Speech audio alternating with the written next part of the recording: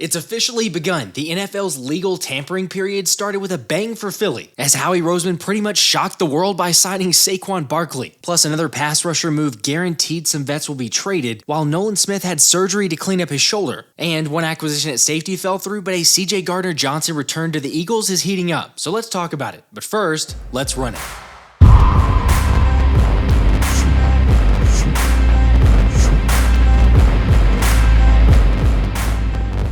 What's up, guys? So the NFL legal tampering period has arrived, and I'm with you for how artificial that name seems, especially considering these dudes were talking at the Combine and really even before that. Like, you're telling me that only 13 minutes into free agency after Chicago was reportedly giving it a go for DeAndre Swift that they managed to negotiate a $24 million deal? Wow, that was fast!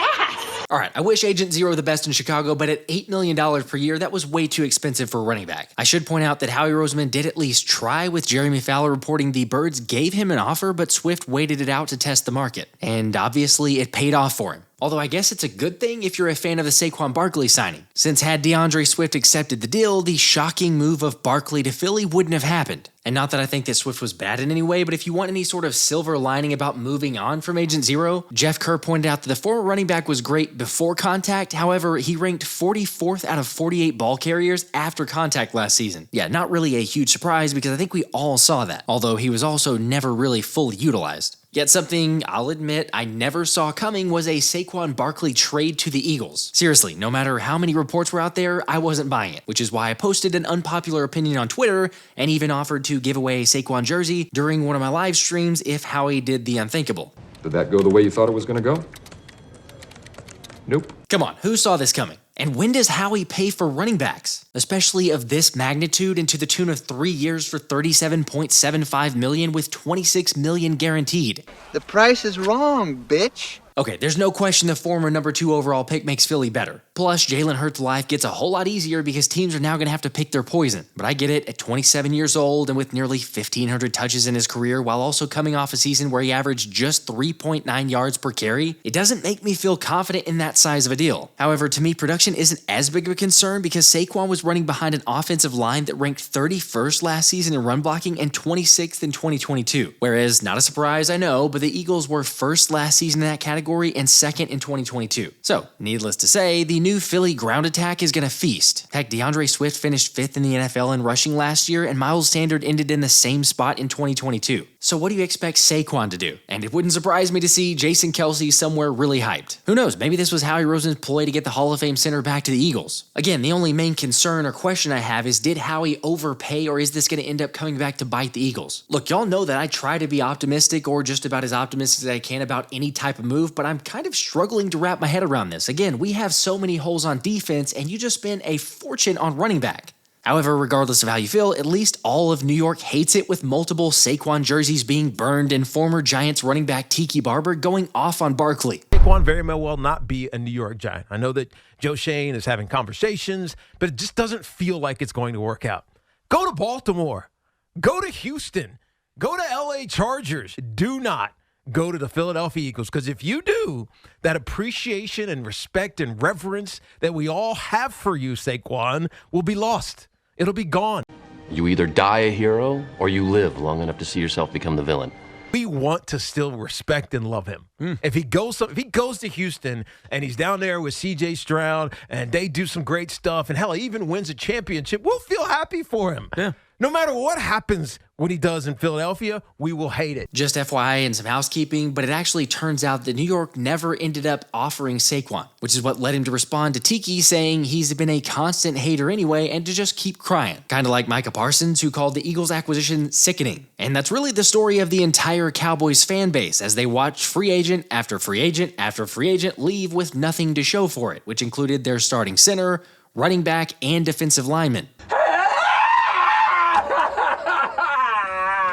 It's not the fact that they didn't add anyone, it's the fact that they weren't even rumored to add anyone. With Blogging the Boys' RJ Ochoa sharing the official Dallas free agency tracker looking pretty empty. And here I thought this team was supposedly all in this season. Yet they had to watch the Eagles pick up a pass rusher, and we'll get to that in a sec. While the Giants added Devin Singletary to replace Saquon, traded for Carolina's Brian Burns in a really big move, and added O-lineman John Runyon Jr. Oh, and also the Commanders got running back Austin Eckler, signed Carolina's Frankie Louvu to a 3-year deal, and Dan Quinn kept up the poaching of Dallas by signing Dorrance Armstrong and Tyler Biadasz, which basically just left Cowboys fans beside themselves.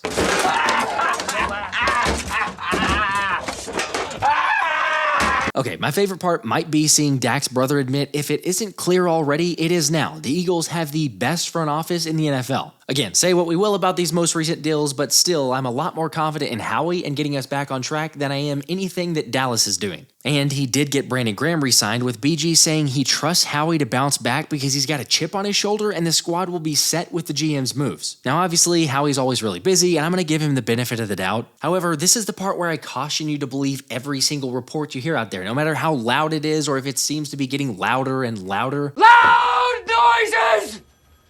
Because apparently Giants safety Xavier McKinney was an Eagle, except some sources are stronger than others. Or there's just trolls out there in general. I don't know. Apparently Howie did at least offer X, but he liked the Packers offer better, so ended up following the cheese. But it's hard to know what the truth is and where the false reports are. Yet that's what I'm here for. To sit here and sift through all the reports and made-up reports, and then we'll go live if there's actually something legit. For real, I literally cleared up my schedule this week to sit right here and keep people informed. Which is why if you're one of these 78% who watches this show and hasn't subscribed, what are you waiting for? Hit that sub button and turn those notifications on so that you know the moment that we get Justin Fields. Okay, I highly doubt that'll happen, but yeah, I said the exact same thing about Saquon and then it did, so who knows? And heck, Ben Albright wouldn't even be surprised, saying with the market dwindling, it's a realistic possibility that Howie Roseman may swoop in to get Fields as a backup QB. I don't blame you if you're not buying it. Although Daniel Jeremiah also floated that same idea out there on NFL Network. But that's crazy, right? I mean, you just paid Jalen $255 million, and why would you give up assets for another offensive player when we need defense? Granted, Howie did go out and get his pass rusher, like I mentioned a second ago, in New York Jets' Bryce Huff, which on one hand is great, but on the other, it's not so much. First off, like I shared before, Bryce Huff has been one of the top pass rushers in terms of win rate over the last couple seasons and has shown the ability to get to the quarterback with 10 sacks last season,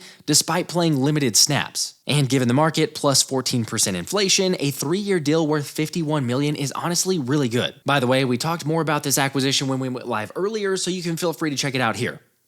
However, the negative to that is that Haason Reddick isn't coming off his $25 million a year, meaning he's likely gone. And realistically, Josh Sweat could be gone too, with reports confirming Howie is continuing to take calls for both pass rushers. Not as big of a surprise, considering the scheme Fangio wants to run, especially in reference to Josh Sweat, who's not necessarily the best fit. But also the recent report that the Eagles weren't happy with several members on the D-line last season and are potentially ready to start with a clean slate. Anyway, continuing on, the other wild card is Nolan Smith, with a 23-year-old undergoing a maintenance surgery on his shoulder recently to get back to 100% and hopefully avoid any further issues so that he can handle a much bigger workload this season.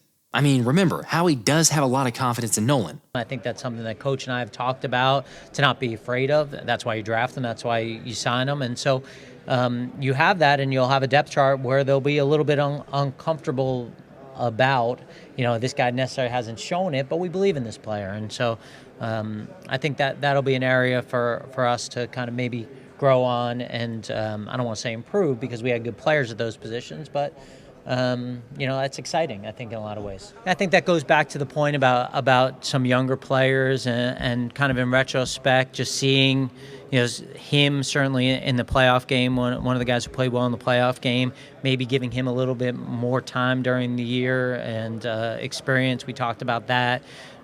He's got all the right tools in his body. He's got the right mentality.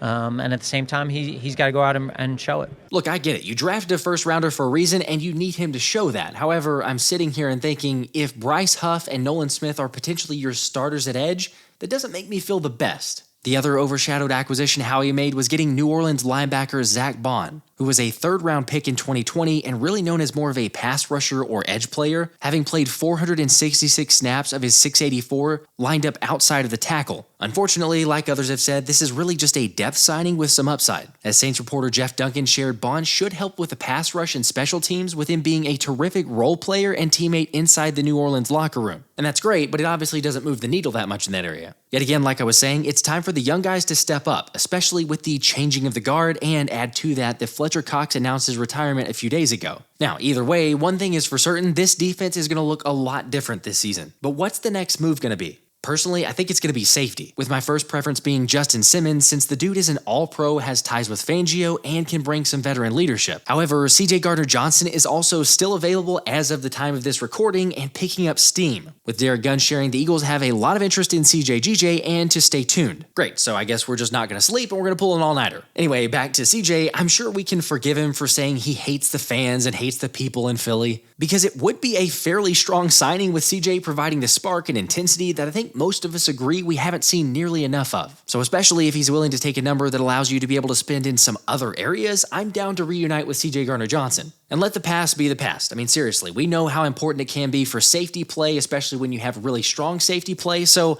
it's not necessarily my first choice. Like I said, I'd go with the Justin Simmons, but a CJ Gardner Johnson in Philly does make a whole lot of sense. But alright, curious to know who you guys think the Birds will go with, and reminder, we will go live as soon as we have that breaking news. Make sure to hit that sub button and hold on to your butts. This has been the Philly Special.